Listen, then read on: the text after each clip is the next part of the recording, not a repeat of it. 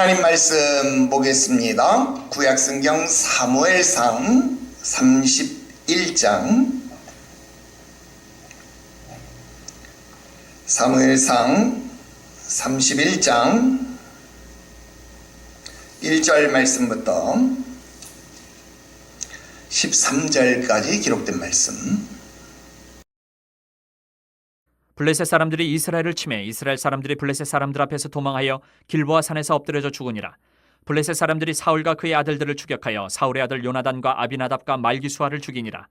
사울이 패전함에 활 쏘는 자가 따라잡으니 사울이 그 활 쏘는 자에게 중상을 입은지라.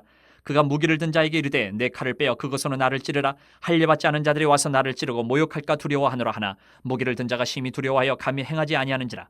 이에 사울이 자기의 칼을 뽑아서 그 위에 엎드러지매 무기를 든 자가 사울이 죽음을 보고 자기도 자기 칼 위에 엎드려져 그와 함께 죽으니라.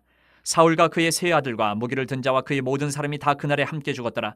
골짜기 저쪽에 있는 이스라엘 사람과 요단 건너쪽에 있는 자들이 이스라엘 사람들이 도망한 것과 사울과 그의 아들들이 죽었음을 보고 성읍들을 버리고 도망하며 블레셋 사람들이 이르러 거기에서 사니라.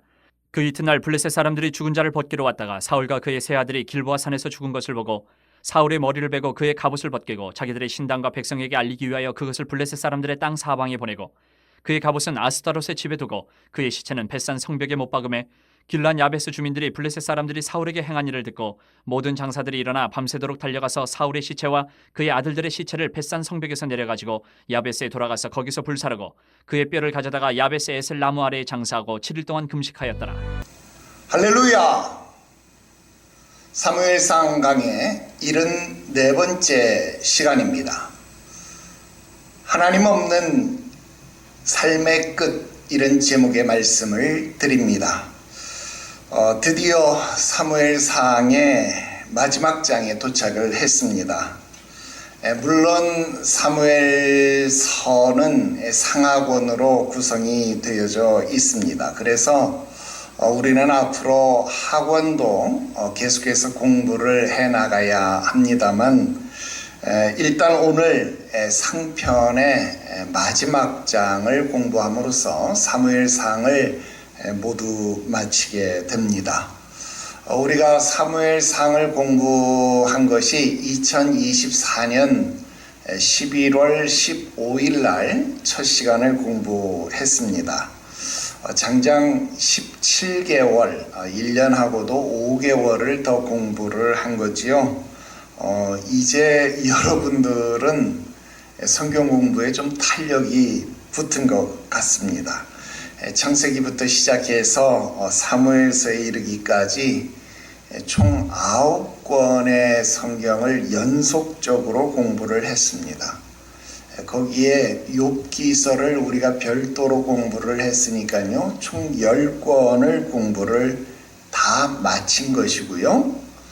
거기에다가 올해 2026년도에는 에스라서 그리고 느헤미야서까지 공부를 완료하게 됩니다. 그러니까 여러분 2026년도가 지나게 되면 여러분들은 최소한 12권을 다 공부한 것이 되겠지요. 그러면 여러분 구약성경이 총 39권의 성경이니까 벌써 여러분 3분의 1, 구약성경에는 3분의 1을 공부한 것이 됩니다. 정말 대단하지 않습니까? 그런데 성경 전체의 두께로만 놓고 본다면요, 여러분 성경의 절반 정도를 공부한 셈이 됩니다. 여러분 지금 이대로만 공부를 한다고 하면 아마 여러분들이 60대 중반 정도가 되면 아마 구약 성경을 다 공부하지 않을까 그런 생각이 되고요. 여러분들이 칠순 초반이 되면 신약 성경까지 다 공부할 것이다. 제가 그렇게 생각이 됩니다. 여러분들이 나하고 별일만 없다면, 그리고 여러분들이 건강하기만 한다면 여러분들은 이 땅 위에 사는 동안 그리고 하나님 나라 가기 전까지 여러분 신구약 성경 66권을 한 목사에게서 정말 다 공부하게 되는 정말 엄청난 기록, 대기록을 갖는 여러분들이 된다. 그런 생각을 하게 됩니다. 또 저도 그런 진기록을 갖는 목사가 되고 싶다. 그런 소망을 여러분들에게 밝혀봅니다. 어쨌든 오늘 그런 의미로 사무엘상의 또 마지막 시간을 가져봅시다. 자, 다시 성경으로 돌아올게요. 자, 지금 우리는 사무엘상의 마지막 장에 와 있습니다. 여러분, 사무엘상은요, 한 사람의 이야기가 끝이 나게 됩니다. 사울이라는 사람의 이야기입니다. 자, 사울은요, 시작이 좋았습니다. 키가 컸어요. 보통 사람보다 어깨 위에 머리가 하나가 더 있었다. 그렇게 이야기를 했으니까 여러분, 키도 크고 외모도 뛰어났고 또 백성들의 기대를 한 몸에 받는 그런 사람이었습니다. 그뿐만이 아니었습니다. 성령으로 충만해서 예언도 하는 사람이었고 또 선지자 소리를 들을 정도의 인물이었다라는 것을 생각해 보면 정말 사울은 대단한 사람이 아닐 수 없습니다. 자, 그런데 오늘 본문을 한번 보십시오. 그런 그가 어떻게 하고 있나요? 도망가고 있습니다. 두려워하고 있습니다. 그리고 스스로 자신의 인생을 마감하고 있습니다. 그리고 죽어서는 그 시신이 성벽에 내걸렸다라는 겁니다. 여러분, 이게 무엇입니까? 한 사람의 실패입니까? 아닙니다. 여러분, 한 사람의 인생에 대한 결론을 말해주는 것입니다. 어떤 사람요? 하나님 없이 살아가는 인생의 끝, 그 삶의 끝이 무엇인지 그 결론을 우리들에게 보여준다라는 것입니다. 오늘 세 가지 말씀 여러분들에게 드려봅니다. 첫 번째로, 우리 인생에 창조주 하나님이 없다면 두려움에 사로잡히게 된다라는 것입니다. 1절 말씀입니다.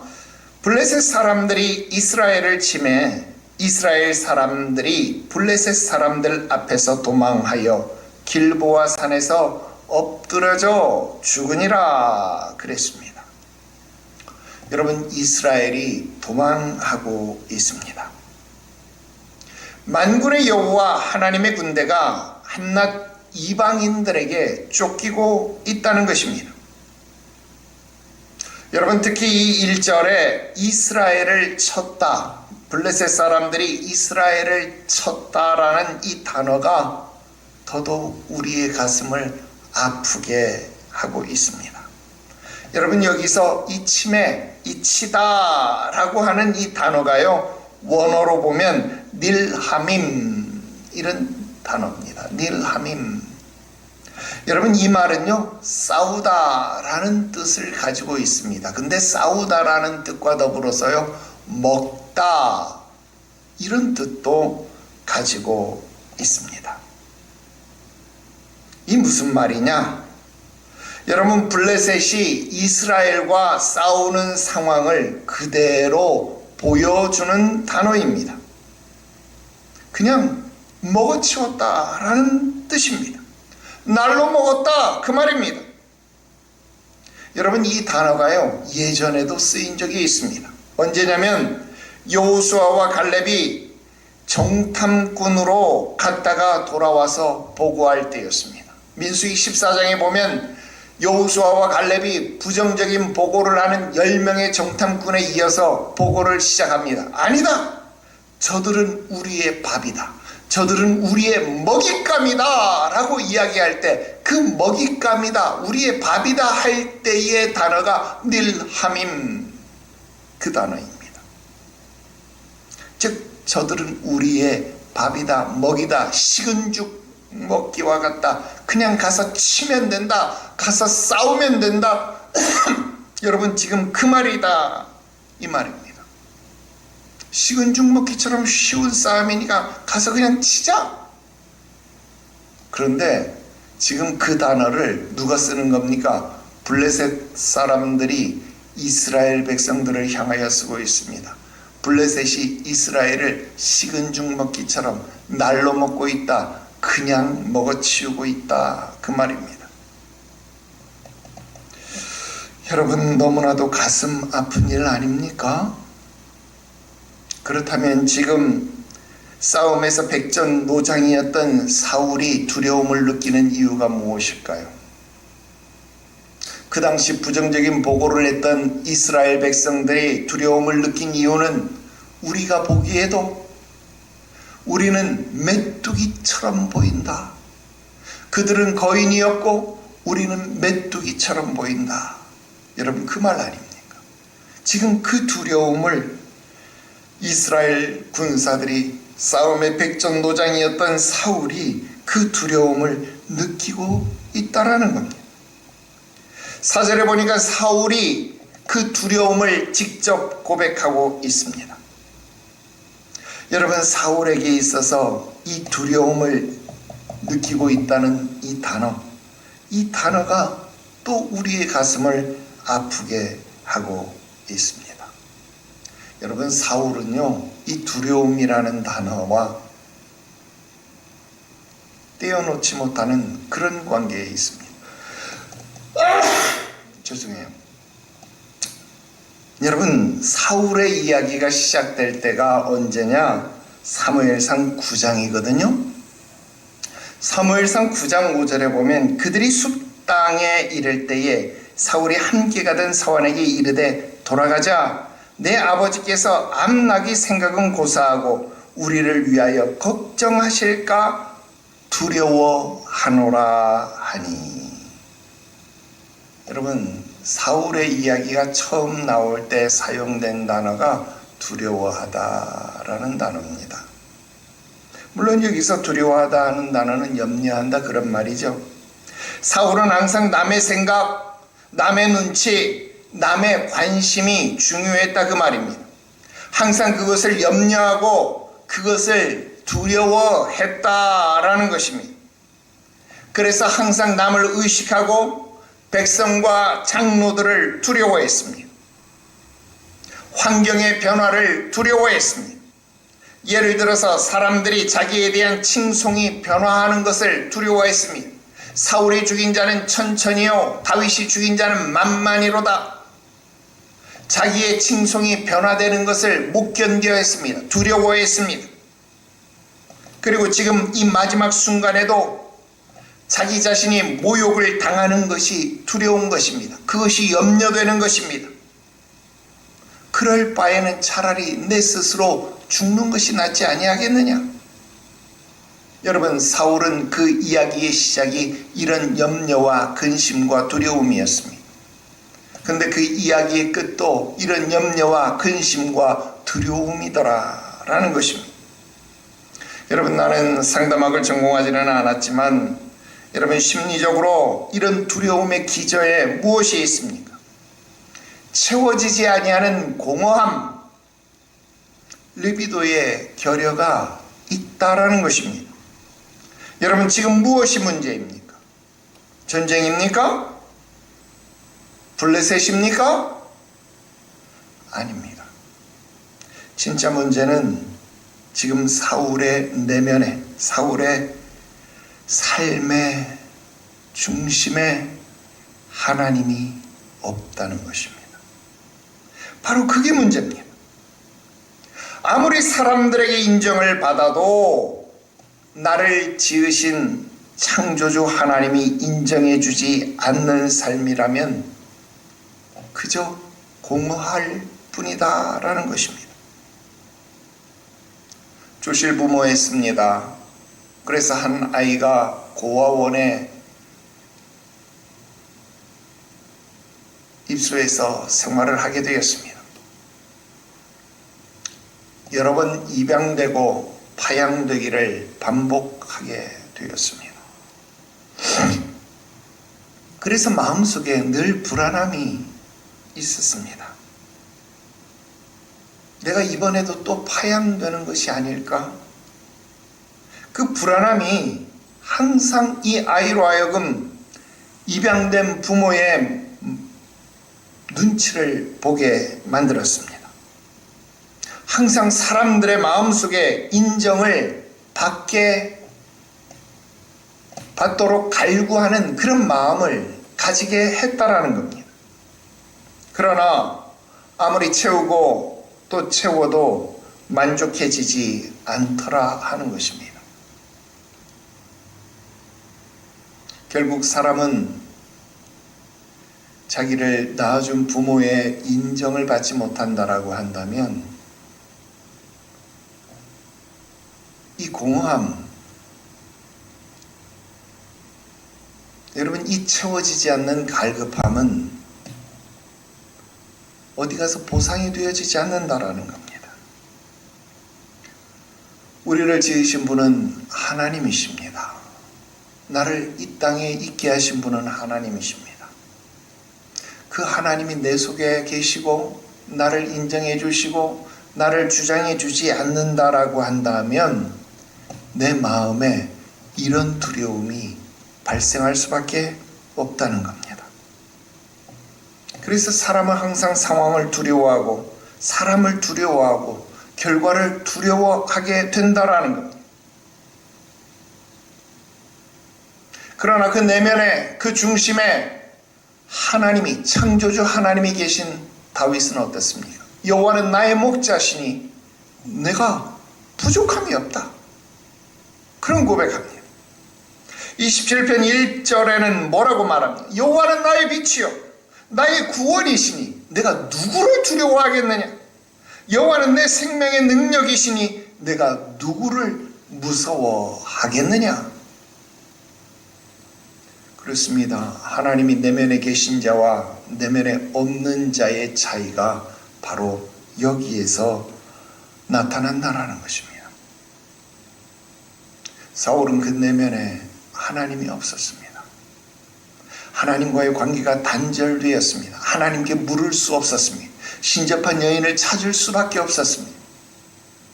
결국 그는 그 비참한 인생의 마지막 순간까지도 하나님 없음으로 인하여 이런 삶의 비참한 최후를 맞게 되더라 하는 것입니다. 두 번째로, 두려움은 결국 잘못된 선택으로 이어지게 된다라는 것입니다. 4절에 보니까 사울이 말을 하고 있습니다. 나를 찌르라. 자기의 병기를 든 자들에게, 자기의 병기를 든 자에게 명령을 합니다.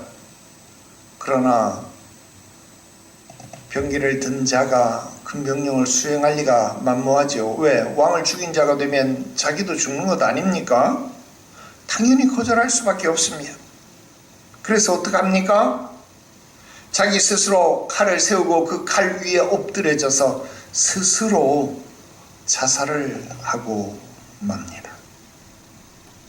여러분, 이게 뭐지요? 자기 결정입니다. 누가 강요한 것이 아닙니다. 누가 부탁한 것도 아닙니다. 스스로 그런 결정을 내린 것입니다. 그런데 중요한 것은요, 그가 죽었다는 그 죽음의 결과, 그게 중요한 것이 아닙니다. 여러분, 여기서도 이 죽음의 순간, 이 죽음의 자리에서조차도 사울은요, 하나님 없는 결정을 내렸다라는 것입니다. 즉, 지금 자살은 스스로 내린 결정, 그것도 하나님 없이 자기 혼자서 내린 결정이라는 겁니다. 사울은 마지막 순간까지도 하나님께 가지 않았습니다. 하나님께 묻지 않았습니다. 하나님을 찾지 않았습니다. 오로지 지금도 사람들에게 모욕당하는 자기 자신이 싫었을 뿐입니다. 그래서 차라리 죽어버리겠노라고 스스로 결정을 내리는 것입니다. 사람이 하나님의 부재로 인한 두려움에 사로잡히게 되면 결국 결정마저도 하나님 없이 하게 되더라 하는 것입니다. 그래서 급하게 결정하게 되고 감정으로 결정하게 되고 자기 방식으로 결정하게 됩니다. 여러분, 문제는요, 실수가 아닙니다. 여러분, 실수면 바로잡으면 되겠지요. 잘못이 아닙니다. 잘못이라면 회개하면 될 것입니다. 그런데 문제는 실수도 잘못도 아니고, 여러분, 모든 문제는 주권이 하나님께 있음을 알지 못하고 내가 스스로 결정해버리는 것, 하나님 없이 내가 스스로 결정해버리는 것, 바로 그게 문제라는 것입니다. 여러분, 하나님 없이 내가 스스로 내려버린 결정의 결과가 무엇입니까? 파괴입니다. 파멸입니다. 사울은 자기 생명을 스스로 파괴했습니다. 하나님이 창조하신 생명입니다. 일반적으로 생명에 대한 주권이 하나님께 있다라고 믿는 히브리인들에게 자살이라고 하는 것, 여러분, 그것은 결코 흔한 결정이 될 수 없습니다. 그런데 이스라엘의 왕이라고 하는 자가 지금 이런 결정을 내린 것입니다. 여러분, 그 파장이 작았나요? 아닙니다. 그 파장이 실로 엄청났습니다. 5절 보세요. 5절에 보니까 무기를 든 자가 사울의 죽음을 보고 자기도 자기 칼 위에 엎드려져 그와 함께 죽으니라. 여러분, 사울의 무기를 든 자도 사울이 죽은 것처럼 똑같은 방식, 똑같은 형식으로 죽었다 이 말입니다. 여러분, 왕이 죽었잖아요. 왕이 죽었으니까 자기는 살아도 산 게 아닙니다. 살아서 사람들에게 왕이 저렇게 자살했습니다 라고 말하면 사람들이 그것을 믿어주겠습니까? 설령 그것을 믿어준다고 할지라도, 야, 너 왕이 죽는 걸 그냥 보고만 있었어? 여러분, 그 책임에서 결코 자유로울 수 없을 것입니다. 여러분, 그렇게 고통을 당하며 고문을 당하며 책임을 지느니 차라리 나도 죽는 게 낫겠다. 왕을 따라서 죽은 충직한 신하로서 기록되고 내 식솔들이나마 보존을 받는 게 낫겠다. 여러분, 그런 생각하지 않겠어요?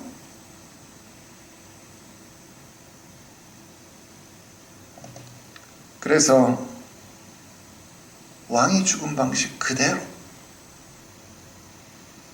왕의 무기를 드는 자가, 여러분, 왕의 무기를 드는 자면 소년이었을 것 아닙니까? 젊은 병사였을 것 아닙니까?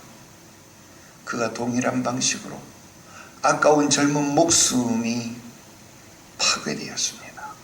파멸되었습니다. 6절 보세요. 사울과 그의 세 아들과 무기를 든 자와 그의 모든 사람이 다 그날에 함께 죽었더라. 여러분, 사울과 무기 든 자는 그렇게 죽었다 치고 사울의 세 아들 그리고 그날의 모든 사람도 다 같은 방식으로 죽었나요? 아니겠죠. 전쟁에서 죽었을 겁니다. 그러나 여러분, 왕이 죽은 것을 보았잖아요. 왕의 군기가 더 이상 세워져 있지 않은 거잖아요. 그러면 여러분 어때요? 군의 사기가 올랐을까요? 떨어졌을까요? 당연히 사기가 떨어졌을 겁니다. 결국 하나님 없이 내린 한 사람 사울의 결정은 수많은 사람들의 생명마저 파괴했습니다. 이스라엘의 파멸의 순간으로 나아가게 만들었다라는 것입니다. 여러분 정말 가슴 아픈 일 아닙니까? 한 사람의 두려움에 사로잡힌 결정이 결국 수없이 많은 사람들의 생명의 파괴로 이어졌다. 너무나도 큰 손실이 아닐 수 없다 하는 것입니다. 세 번째 말씀 드립니다. 하나님 없는 인생의 결정, 그 끝이 무엇입니까? 무너짐과 수치만 남더라 하는 겁니다. 7절입니다. 7절 보세요. 이제 장면이 바뀌었습니다. 7절에 보니까 이스라엘이 도망하고 있습니다. 성읍을 버렸습니다. 그리고 사울의 시체가 발견되었습니다. 또 무슨 일이 일어납니까? 갑옷이 벗겨졌다. 머리가 잘렸다. 그 시체가 성벽에 내걸렸다 그랬습니다. 여러분 8절에 죽은 자를 벗기러 왔다가 무슨 말일까요? 죽은 자를 벗기러 왔다. 약탈 행위를 말하는 겁니다. 여러분 고대 전쟁에서는요 산 사람만 약탈의 대상이 되는 게 아니라 죽은 사람도 약탈의 대상이 되었습니다. 여러분 특히 모든 물자가 절대적으로 부족했던 고대에는요 전쟁 물자, 그러니까 군수 물자죠. 군수 물자도 절대적으로 부족했기 때문에 여러분 죽은 병사의 무기, 방어구, 갑옷, 또 의복, 여러분 이런 거는요 즉시 회수를 해야만 했습니다.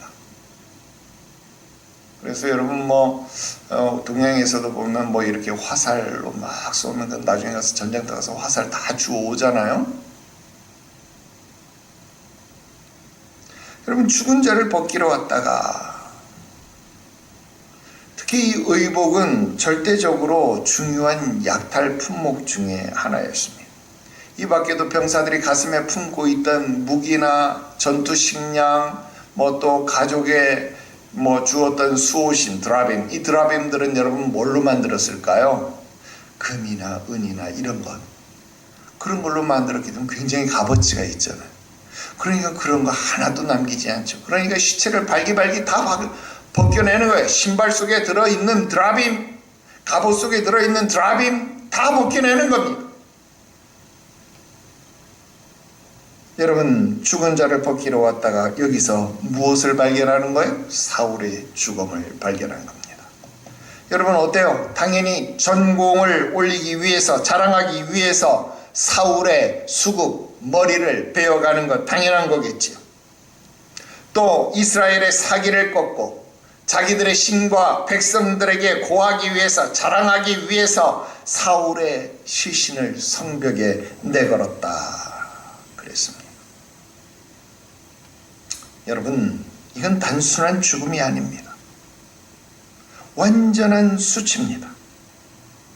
왕이, 하나님께 기름 부음 받은 왕이 이방 신전의 전시물이 되었다는 겁니다. 여러분 이게 뭐예요? 하나님 없는 삶의 끝입니다. 삼손도 하나님을 잃어버린 자로서 이방 신전에서 놀이개가 되었습니다. 처음에는 괜찮아 보였어요. 능력도 있었습니다. 조건도 있었습니다. 사람들에게 인정도 꽤나 받았습니다. 그런데 끝은 수치로 끝난 겁니다. 무너짐으로 끝난 겁니다. 여러분 중요한 것은 어떻게 시작했느냐가 아닙니다. 어떻게 마무리되느냐, 어떻게 끝나느냐, 그게 더 중요합니다. 11절 이하에 길르앗 야베스 사람들이 나옵니다. 자, 그들이 목숨을 걸고 달려가서 사울의 시신을 수습해 가지고 옵니다. 그리고 장례를 치릅니다. 야, 여러분 그래도 이 부분, 이 장면 참 따뜻한 장면 아닙니까? 그런데 바꿀 수 없습니다. 사울의 끝을 바꿀 수 없더라고 말입니다.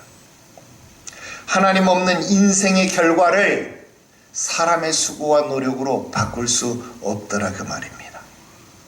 여러분 11절부터 13절까지 말씀을 읽으며 우리는 감동을 받을 수 있습니다. 왜요? 사울이 처음 왕이 되어서 구하러 갔던 백성이 누굽니까? 바로 이 길르앗 야베스 사람들입니다. 그러니까 이 길르앗 야베스 사람들이 그 사울의 정을 생각해서 사울의 시신을 수습해 갔다. 여러분 이거 너무나도 감동적인 사연 아닙니까? 은혜를 갚는 모습 아닙니까? 아름답지 않습니까? 귀하지 않습니까? 그런데 여러분 혹시 이 부분 읽으면서 이상한 부분을 좀 발견해 보시나요?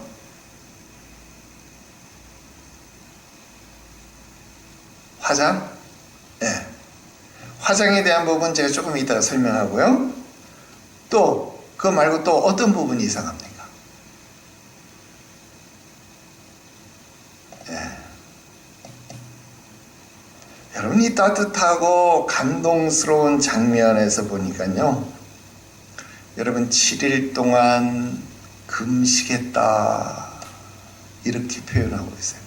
7일 동안 금식했다라는 표현은 있는데 애곡했다, 슬퍼했다, 여러분 이런 표현이 없습니다. 아론이 죽었을 때, 모세가 죽었을 때 이스라엘 백성들은 30일 동안이나 슬피 울면서 애곡을 했습니다. 멀리 갈 것도 없습니다. 사무엘상 25장 1절에 보면 사무엘이 죽었습니다. 사무엘이 죽었을 때 이스라엘 무리가 슬피 울었더라 그랬습니다. 이스라엘 무리가 선지자 하나 죽었다고 슬피 울었다 그랬습니다. 그런데 지금 이스라엘의 초대 임금이 죽었는데 아무도 우는 자가 없습니다. 아무도 애곡하는 자가 없습니다. 여러분 정말로 아무도 울지 않았을 리는 없었겠죠. 우는 사람이 분명히 있긴 있었겠죠. 그런데 성경은요 굳이 우는 기록을 하지 않았다는 겁니다. 여러분 이것도 하나님 없는 인생의 끝이라면 끝일 겁니다. 여러분 아무도 울어주는 사람이 없었다? 그 말 무슨 말일까요? 아무도 기억해주는 이가 없었다라는 뜻이 될 것입니다. 슬픈 거잖아요. 의례적으로 7일 동안 금식은 했는데 우는 이가 없었습니다. 슬퍼하는 이가 없었습니다. 안타까운 일이잖아요. 여러분 다윗은 살기 위해서 미친 척 했습니다. 그런데 사울은 살아생전 미치광이 소리를 들었어요. 여호와의 부리는 악신이 그를 사로잡을 때마다 그는 미치광이 소리를 들어야 했습니다. 아무도 그의 죽음을 슬퍼하지 않는 거예요. 한때 하나님의 선지자라 예언하는 자라 칭송을 받았던 사람이었습니다. 그런데 아무도 그의 죽음을 슬퍼하지 않습니다. 참고로 이 화장에 대한 이야기 잠깐 하고 말씀 마치도록 할게요. 자, 일반적으로 고대 히브리인들은요 화장을 하는 경우가 극히 드물었습니다. 왜냐하면 이 산 사람이든 죽은 시신이든 이 화장을 한다, 불에 태운다, 불사른다 라고 하는 것은 레위기서에 기록된 형벌 규정에 따라서 아주 극악무도한 죄의 형벌로 인식되기 때문에 이렇게 화장한다라는 것은 히브리인의 장례 문화에는 거의 나타나지 않아요. 그건 굉장히 극도로 꺼리는 장례 풍습입니다. 여러분, 그런데 이스라엘의 초대 왕의 시신을 무덤에 모시지도 않고 화장을 했다? 그것도 지금 은혜를 갖겠다고 말하는 길르앗 야베스 사람들이? 여러분, 이건 도통 이해가 가지 않는 상황이잖아요. 그럼 우리는 이 상황을 이해하려고 하는 합당한 추론을 해봐야 되겠는데, 몇 가지 가능한 추론이 있을 수 있습니다. 첫 번째, 효수된 시신, 그러니까 머리가 잘린 시신, 그리고 그 세 아들 같은 경우 여러분 전장에서 매우 시신이 손상되었을 것이다 라는 거예요. 그러니까 일반적인 방법으로 여러분 나사로처럼 이렇게 시신을 동여매는 히브리인의 장례 풍습을 따라서 일반 매장법에 장사를 할 수 없었을 것이다 라는 견해입니다. 여러분, 우리가 아까도 봤지만 특히 노략을 위해서 옷을 벗겨가는 그런 상황이 기록되어 있잖아요. 여러분, 이방인들이 와서 그 옷을 벗겨가는 상황인데, 여러분 제대로 시신 수습할 걸 생각하면서 예를 갖춰서 옷을 벗겨갔겠어요? 아니죠. 잘 안 벗겨지면 팔을 부러뜨리면서, 다리를 부러뜨리면서, 목을 부러뜨리면서 옷을 벗겨가지 않았겠어요? 그죠? 칼로 잘라가면서, 베어가면서. 여러분, 그러니 시신이 제대로 남아있을 리가 없을 것이다 라는 겁니다. 거기다 혹 가락지나 여러분 이런 걸 끼었다고 생각하면 여러분 그 가락지 빼려고 여러분 이렇게 하면서 그거 뺏겨서 그냥 손가락채 잘라버리고 말지. 그러니 여러분 그 손가락이 누구의 손가락인지 어떻게 다 찾겠어요? 지금처럼 무슨 DNA 검사를 할 겁니까? 뭘 할 겁니까? 그러니 여러분 꺾고 자르고 베고 여러분 이런 갖은 손상이 가해진 시신들이 온전히 맞춰질 리가 없다 이 말이에요. 그러니까 여러분 그 시신을 수습하는 것 어려운 일이다 하는 겁니다. 두 번째, 여차저차해서 시신을 매장했다고 할지라도 여러분 왕릉이 세워져 있다고 하면 여러분 어때요? 블레셋이 다시 침공했을 때 야 저기 왕릉이네, 저기 사울왕의 무덤이네, 부장품이 있을 거야. 여러분 거기를 다시 도굴하거나 그 무덤을 파헤치거나 여러분 그런 일이 일어나지 않을까요? 그래서 그러지 않았을 것이다. 이런 추측도 해볼 수 있겠죠. 또 여러분 오래도록 성벽에 매달려 있었으니까 여러분 부패가 심해서 시신이 수습되어지기가 힘들었을 것이다. 여러분 그런 가능성이 있을 수 있겠다는 겁니다. 여러분 이런 가능성을 생각해 보면 어떤 생각이 드십니까? 여러분 사람은 은혜를 생각해서 허물을 덮어줄 수 있습니다. 시신을 수습해 줄 수 있습니다. 그런데 그 결과를 바꿀 수 없습니다. 은혜를 생각해서 머리 잘린 시신을 수습하고 장례를 치러주니 얼마나 따뜻하고 아름답습니까? 그런데 그 장례를 정상적인 매장으로 치를 수조차 없을 만큼 그 끝이 비참했다 이 말입니다. 하나님 없는 인생의 결과 그 비참함이 이 정도였더라 그 말입니다. 여러분 죽어서도 안식을 누릴 수 없는 그 인생의 끝, 그 결과를 사울은 우리에게 보여주고 있습니다. 결론 짓습니다. 사랑하는 성도 여러분, 사울에게 능력이 없었습니까? 아닙니다. 환경이 나빴습니까? 그것도 아닙니다. 돌이킬 수 있는 기회가 없었습니까? 그것도 아니었습니다. 진짜로 사울에게 문제는 무엇이었느냐? 그의 삶 속에 하나님이 없었다는 겁니다. 하나님이 없었기 때문에 두려워했고, 하나님이 없어서 두려워했기 때문에 그는 잘못된 결정을 계속 거듭했고 결국 무너졌다는 겁니다. 우리도 마찬가지입니다. 하나님 없이 살지 마십시오. 하나님 없이 결정하지 마십시오. 하나님 없이 끝내지 마시기를 바랍니다. 왜요? 하나님 없는 삶은 결국 두려움으로 시작해서 무너지는 것으로 끝나기 때문에 그렇습니다. 원하기는 여러분들이 일평생 주와 더불어 동행하시다가 주님 부르시는 그날 주 앞에 온전함으로 서게 되시기를 주 예수의 이름으로 축원합니다. 아멘. 기도드립시다. 거룩하신 하나님 아버지, 우리의 삶 가운데 하나님이 없는 상태를 허락하지 마시옵소서.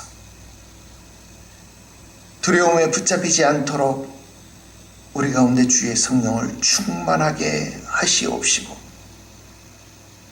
하나님 없는 결정이 나타나지 않도록 주님 나를 주장하여 주시옵소서. 항상 하나님을 찾는 자 되게 하시옵소서. 하나님께 묻는 자 되게 하시옵소서. 하나님과 더불어 동행하는 자 되게 하여 주시옵소서. 우리의 마지막이 주님 안에서 영광으로 마무리될 수 있게 하시옵소서. 거룩하신 우주 예수님의 이름으로 기도드리옵나이다. 아멘.